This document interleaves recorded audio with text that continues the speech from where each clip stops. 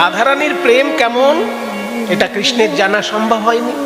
কৃষ্ণের নিজে কত মধুময় সেটাও কৃষ্ণের জানা হয়নি। আর রাধারানী কৃষ্ণকে ভালোবেসে কি সুখ পান এটাও কৃষ্ণের জানা হয়নি। এই তিনটে জিনিস জানার জন্য কৃষ্ণ কলিযুগে রাধারানীর সঙ্গে মিলিত হয়ে গৌরাঙ্গ হয়ে এসেছেন। এই বিশ্লেষণ করেছেন স্বরূপ দামোদর।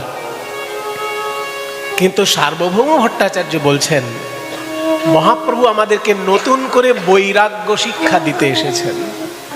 বৈরাগ্য কাকে বলে না, বিষয়েষু অনাসক্তি।